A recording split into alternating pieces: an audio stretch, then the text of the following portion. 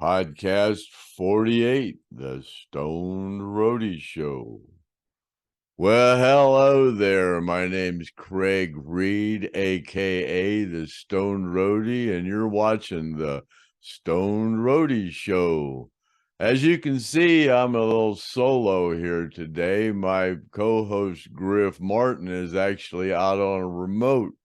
Now, Griff's going to start doing some remotes here in the future. The next one he's got scheduled is in January with Ronnie Ease from the Muscle Shoals Swampers. He's going to go out to Muscle Shoals, and Ronnie's going to show him all around the studio out there, and he's going to take his HD camera out there and record the whole thing and come back, and we're going to do a podcast on it. And before he went to all that trouble, and we thought we'd do a little test run, so Griff thought he would go down and pick up Gene ODOM and take his camera with him and do a little podcast with Gene. And they took a trip up to Jacksonville and did about an hour podcast. But his HD camera actually took up about, with that hour, actually took up about 10 gig of space. So it's actually too big to put on one podcast. So we're going to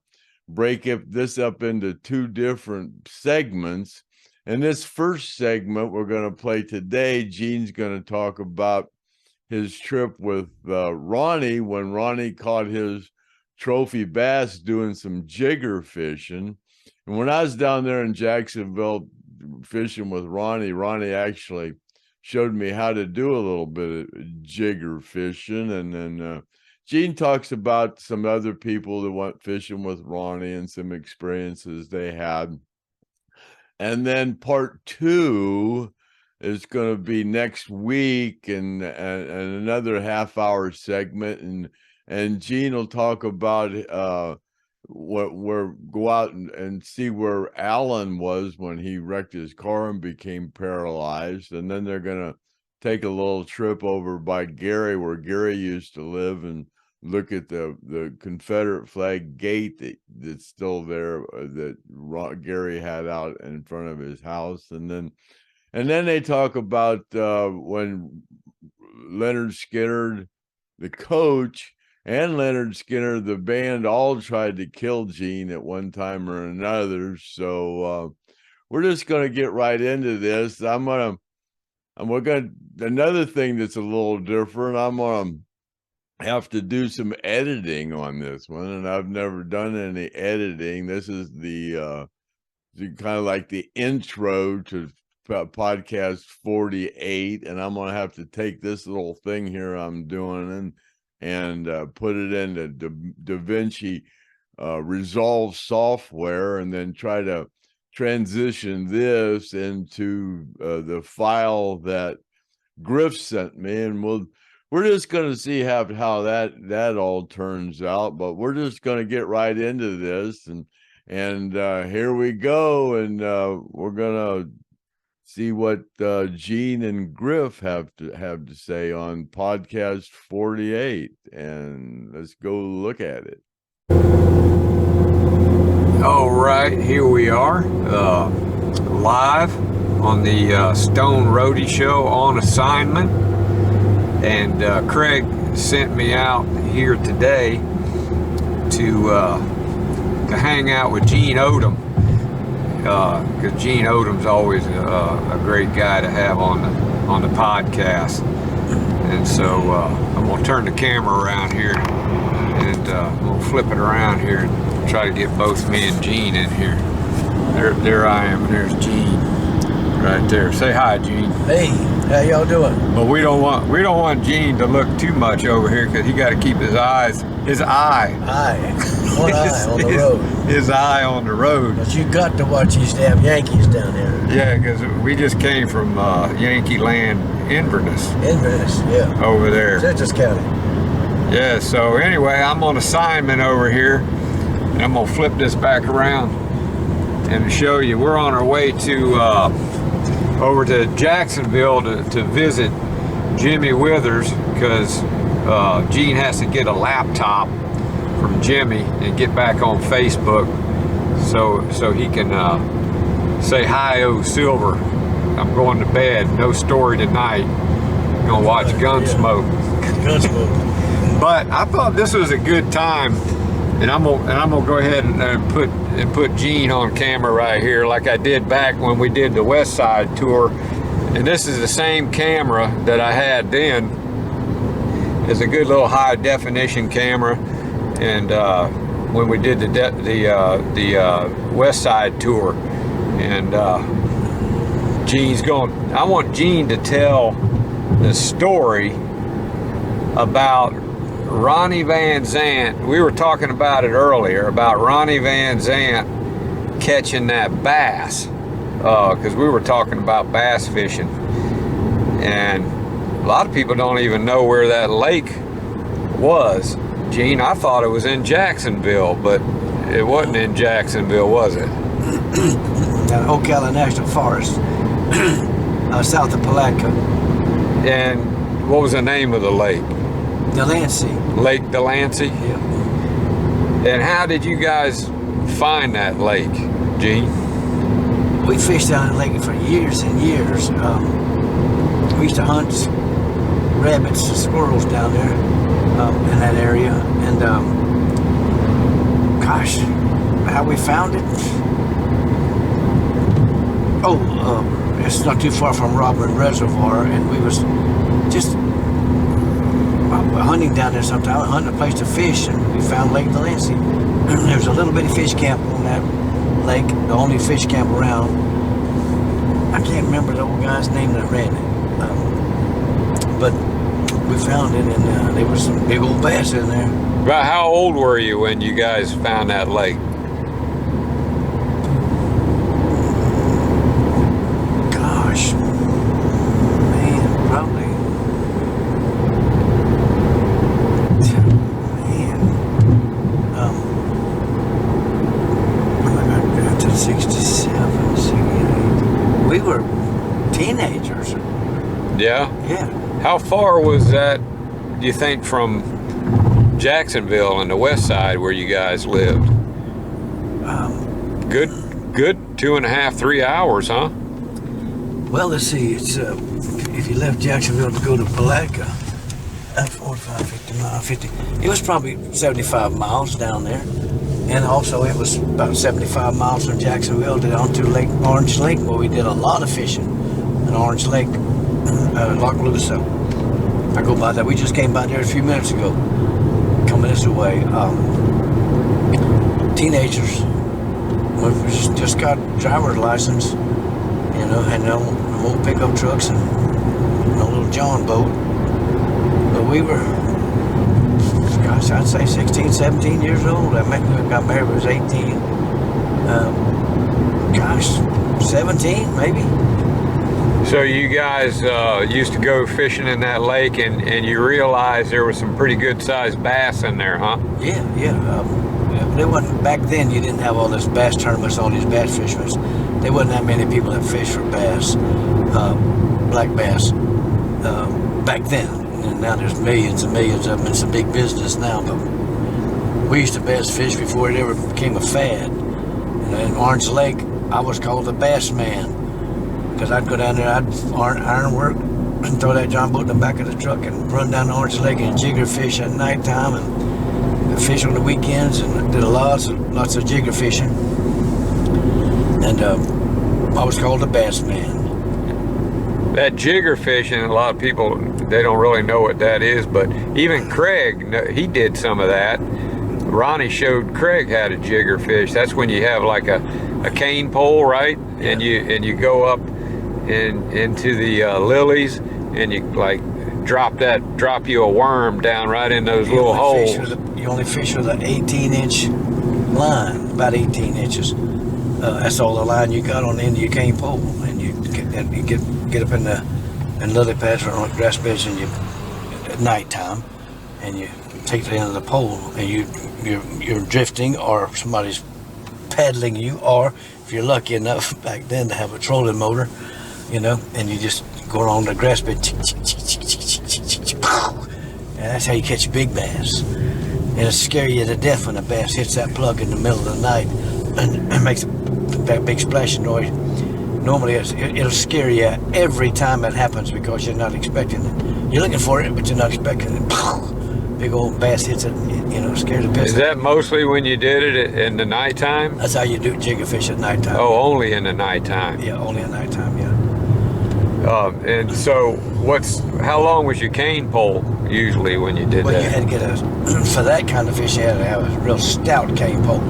You get the longest one you could get, and you would cut 2 or 3 feet off of it so you took that nimble end off, yeah. Took the nimble end off of it and make it a good stout. You know, because when you hook that bass, you got to drag that pole back and drag him out of the weeds. Or if you have 2 people in the boat, you fight him up to the person in the back or the front, and they'll throw the bass in the boat, you know, and just scare the piss out of you when they hit it. So Ronnie had it in his mind that he wanted to get him a trophy bass, and of course he wanted to have a trophy bass in an old truck. Was a couple of the things that he wanted, right?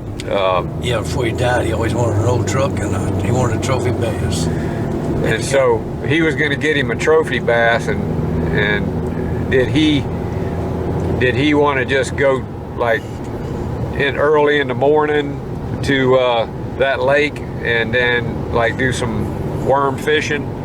Yeah, right at that time he was real busy, and they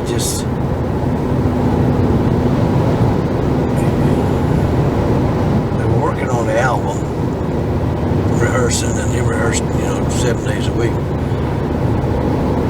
And at that time, he just wanted to go fishing. And he says, man, let's go to Lake Delancey. You know, and I said, all right, let's go. And I had my old 69 Chevrolet pickup truck and a little 12-foot John boat. And we got out there. Was it on a trailer, or that you put it in the back of the truck? Back of that pickup truck. And it was. But I think you told me that you'd planned on going, and then the next morning when you got up, it was raining like hell or something. No, we got down there and driving, pulling up, getting down in the woods. We're just back in the woods where we dropped the boat in. But most of the time we didn't have no outboard motor, and we didn't get close to where we fished at, so we had to row or paddle or whatever. And as soon as we started pulling up to the area where we were going to put the boat in, it started raining. And I backed on up and got close to the lake where we normally would stop at. And it was raining, and he said, we waited a few minutes. He said, let's go home, man. He said, I got stuff I can do. Let's just try and go home. I said, no, man. I said, let's stop here shortly. And we used a second. He said, no, come on, man. He said, let's go. He said, I got stuff I can do. You know, I need to get done. Come on, let's go. I said, man, let's wait a little while, see if it stops. He said, man, let's just go ahead and go. And then about that time it stopped. Started stopping. And I said, look, man, look on the hood of the truck. I said, it's stopping right now, slacking up. You know, in just a second, it had quit raining. One of those Florida thunderstorms it had. And we threw that boat in the water. What time of the morning was it then? Was it just crack of dawn, maybe? Yeah, it was just sun up, you know. And we put the boat in, and we went to the left where we'd always start fishing at. And I let him in the front of the boat, and I was in the back of the boat, and I would be rowing or paddling, you know. I don't think we had a motor at that time, or that day, whatever. And we just started. He used an old purple Jim Bagley's worm, and I used a black. He threw that worm and hit my eagle grass, and that worm tangled him, and that worm hit the water. As soon as that worm hit the water, that big old bass swirled and hit that worm. I said, man, there's your trophy bass right there, set to hook. And he set the hook on that big old bass. And that morning when we were leaving, when I grabbed the dip net, put the dip net in the back of the boat, it ripped. The netting rip was rotted. And I just threw it to the side so we didn't take no dip net. We didn't have no dip net. So when he hung the bass and was fighting on the bass, he said, "Mom, we ain't got no dip net. You ain't got dip net." I said, "Just find him. Just keep his tension on the line. Keep him out of the grass. Get him over by the boat. We ain't got no dip net, man." He was freaking out. And I said, "Just get him over here by the boat. Get in." So he finally got the bass over by the boat. He put up a big fight. And I grabbed that big old bass by the mouth and flopped him in the boat. Man, and Ronnie was just jumping around, screaming, hollering, "Man, there's my bass, there's my trophy bass." You know, he was really, really, really, really happy, freaking out. And I told him, "You better stop this, you're going to turn the boat over." You know, and he grabbed me, hugged me. "Come on, man, this is it, man, that's cool as hell. Let's go weigh it." You know, I said, "We just started fishing." He wanted to leave, huh? "Let's go weigh it, man, let's go weigh it." So the guy had a basket in the water, a cage, and you could put your fish in that cage and pick them, come back later, or when you got through fishing, and pick your fish up. It's like a live well, you mean? Yeah, a live well there. We put the bass in there, weighed it 11. It was either 11 pound 8 ounces or 12 pound. I can't remember. I think it was 11 pound 8 ounces. 12 pound, right around 12 pounds. Were you guys like, after you had in the boat, I imagine, just like anybody else, you were trying to guess how much that damn bass weighed, huh? Yeah. Oh yeah, he knew that was the biggest bass he'd ever seen, plus the biggest bass he'd ever caught. What kind of gear was he using? He was using I believe he had just got his gold ambassador bait casting reel. Oh yeah, those are nice. We both used that. He just got a gold one, and I had I think it was a 5,000 or something bait casting reel, and he had a Fenwick lunker stick. We both had Fenwick lunker sticks, and so we got back in the boat, and we went back down and started fishing right past where he caught that bass. And I don't remember, I think I caught one or two or smaller ones. And around the lake, man, I hooked one. And I'm telling you what, I don't know how big he was, but me fighting him in that drag, I'm fighting this bass. And that Fenwick lunker stick breaks, snaps that lunker stick off. And my first thought was, he's gone. And I was holding on to my reel and my handle. And I went, "God," and Ronnie would go, "My God, that was a big bass, man." I mean, man, and then so the bass started jerking.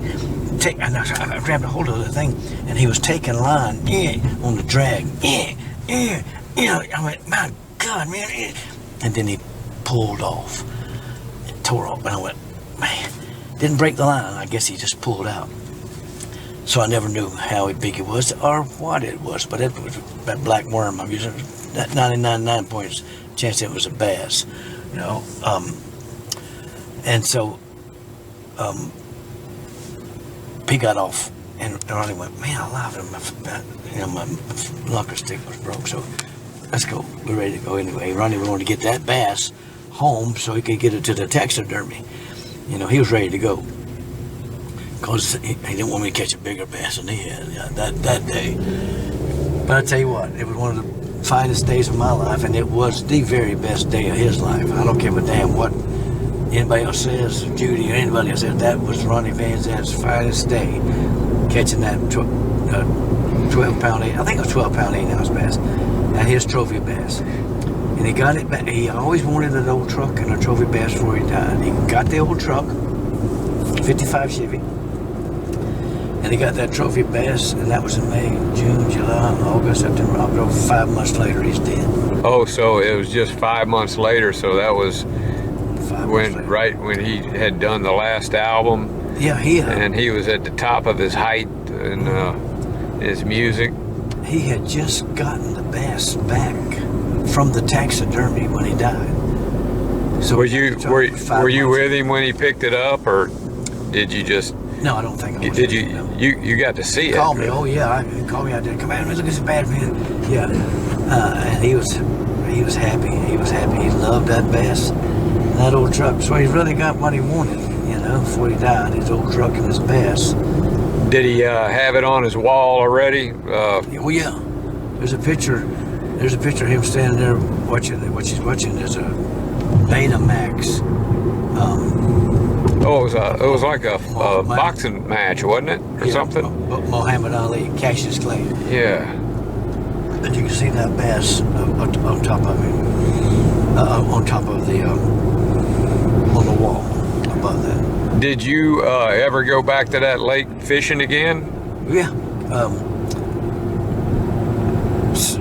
several times. And then, like I told you, it dried up. I got a sinkhole or something dried up, and then when it came back, it split. There's a berm that was across. I saw pictures of it, satellite pictures, and I don't know if the lake ever came back to the full size it was before. But Mother Nature has her way of doing things. What do you think it looks like around there now? Is it like housing developments, or is this the same? I don't you so think? out there, No. I had an iron worker buddy of mine that had a lot on that property, and he told me, he said he bought it in 1960 something, never went back down there to it. And I said, man, you should check that out. There might be a mobile home on your property. It better not be. I ain't been down there in years and years and years and years. I said, I tell you what, man, if your lot is what you say, well, your lot is where you say it is, I think there's somebody that might have sold your lot and have a house on it, a mobile home. And then it wasn't long after that he got killed in a car wreck. So I don't know if he ever checked it out. Maybe his kids did. You know, they might have found out that he had a lot down there. They had a lot, or somebody had. So that was Lake Delancey. Lake Delancey. In Ocala National Forest. Yep, on Highway 19. You go down Highway 19 and go down through there, going to it's right before you get to Salt Springs. What other kind of fishing did you guys do? Did Ronnie ever do, like, I've seen pictures of him, like I think down in the Keys where he'd caught a barracuda. Yeah, he went several times away from home fishing, and when he went out on the road, whatever. At home, he liked to go brim fishing. There's pictures of him with a string of brim. I don't know if it was Bill Ferris that was with him. Right next to his house where he lived at there, he fished right there on this dock. Was that on Doctor's Lake? What he called those brim, that stringer, that's a picture of there. I don't know if it was there or somewhere else that he went with somebody, whatever. So you guys, ever since you were little kids, you went fishing, like probably in a lot of the lakes over there near where you live, catching brim and stuff like Cedar that. Creek, yeah, man. Catch mullet. Mullet season come through there. We used to go down there, American Legion. Right on Cedar Creek, there's San Juan. So that song where Ronnie talks about, you don't want to, ask me about my business. I won't ask you about yours. And he said, you want to talk about fishing, that'll be okay. Yeah. That's a pretty accurate description of Ronnie right there. He enjoyed going fishing. That was one of the things that he really liked to do. And Gene still likes to do that because there's always I don't see one now, but usually there's a fishing pole. And is there one back there? There's one back there behind the seat. Yeah, there's always a fishing pole in Gene's car. Every time I've ever gone somewhere with Gene or met him somewhere. I guarantee you there's one right Yeah, there. he keeps a fishing pole in his car. And so that's something Ronnie liked to do. And that's gonna clear up any misconceptions about where the bass was caught and how it was caught. And I don't know, what do you think happened to that wall mount? The last I heard, I think Melody has it. Yeah? Judy Lynn Melody had it. That'd be I saw a picture one time. I think they changed the nameplate on it. It may have been lost or whatever, and it caught my eye because of the date that they put on it. I don't think the date that they got on it is right. The date that they have on it may be right when he got it back from the taxidermy, but it wasn't the day he caught it. But it's his bass. He caught it. His family members got it, so everything's going up and up. Yeah. I just can't remember if it was 11 pound, 8 ounces, or 12 pound. What about, how about you? Did you end up getting you a nice wall mount after that, Jeans, from somewhere? Yeah, I have I had 3 of them. Now, you don't do that nowadays. You don't mount big old bass because you turn them loose. Back then you did, you know. I had a 12 pound something. I had an 11 pounder and a 10 pounder. The only reason I mounted the 10 pounder is because that fish put up such a fight. You know, he fought and fought and fought and fought. And when I had him mounted, I named him Ali the Bass because he put up such a fight. I wish I hadn't done it because he was just 10 pounds. But it was, back then it was okay to do it. Nowadays I would never mount nothing. Where did you catch those at? Was it? Lake Delancey. Oh, so you went back to Delancey? I went back there many times. Orange Lake, I caught the other 2 in Orange Lake. I caught 2 of my big ones there. Lost a bunch of big ones there. Were most of them, jigger fishing? Especially jigger fishing, yeah. You lose really big. You catch them, but when you jigger fish, you have to use anywhere from 4 to 6 treble hooks, because when you that pole and that short line, when that big old bass hits that plug, when you don't have any, like with the drag. You got the fighting with the pole, with that fishing pole. When he hits it, boom! You got such a tight line, and he'll just rip the hook out, rip the hooks out of his mouth. Or if you had to have enough hooks that he can't rip them out because of the force. I was there fishing Orange Lake one night, and I had just caught a 7 pounder, and I had him in the boat. And the next strike, that was a big bass, and I lost him, pitch black. And so I kept fishing, kept jigger fishing, and had a strike, missed him, missed him. I had 5 strikes in a row that I missed. That's it, I'm going home. I threw the John boat in the back of the truck, and I always put my jigger pole in the back and let it hang out by the bow of the boat. I put the jigger pole in there, had a spinner bait on it, and as I looked at it, I went, what the hell? I grabbed it. Oh God! That big old bass had took every one of them treble hooks and ripped them out of it. It opened up the and they were through the hole of the spinner bait. They had ripped and opened up the eye and took the hooks. So that's what you got to do every time when you're jigger fishing. When you catch it, you hunt one. If it gets off and you lose him, get a flashlight and you check and see if he takes your hooks. Yeah, because I didn't check, and that next 5 strikes would have been 5 big old bass. Oh, you were fishing on credit. Man, I was so mad, but I learned my lesson. Well, yeah, and I know the one weighs 7 pounds because when I got to the closest store that we always stopped at, I weighed the bass, and that bass weighed 7 pounds. How about like when you guys would go fishing, and I mean, Ronnie did a lot of brim fishing too, right? Ronnie fished.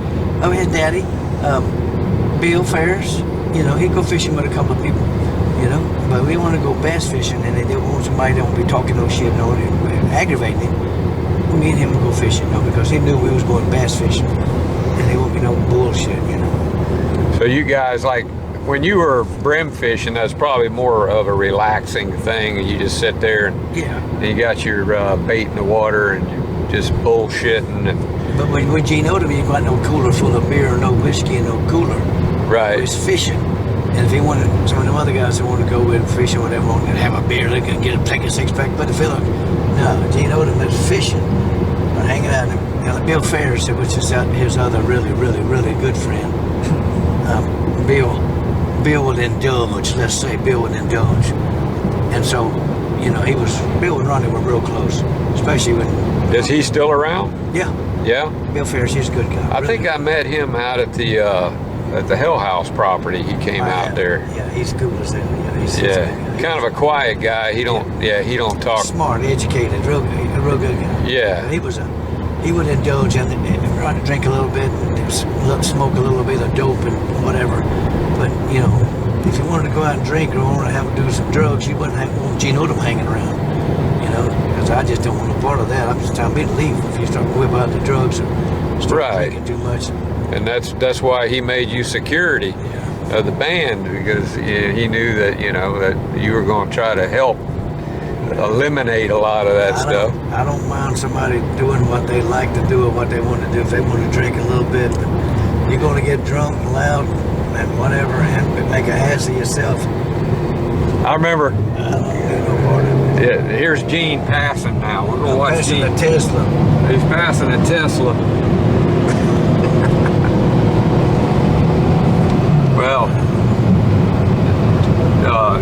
so Craig one time told me, he said, Gene Odom said he never got high or drank or anything. He said, that's a lie. Gene Odom got high because at one time he was on the plane and there's so much pot smoke blowing around in there. He said Gene started kind of babbling a little bit, so we knew he was high. That's possible because they smoked some pot on that plane. I know that. That's why there wasn't no drugs found when the plane crashed. Because drugs don't hang around drug addicts very long. Drugs will be gone. Alcohol and drugs. Well, you might have been high. You just don't remember. I just don't know it. But I know for a fact, because I've never seen Gene take even a drink of or a sip of beer. Never, nothing. So, yeah, Gene was probably a great influence for Ronnie to try to help clean things up in the band. But where are we now, Gene? Are we we're heading through we already went through Keystone Heights, right? Yeah, we just got through Keystone. This is Camp Landing. This is the old Army base. Now it's they do a lot of training.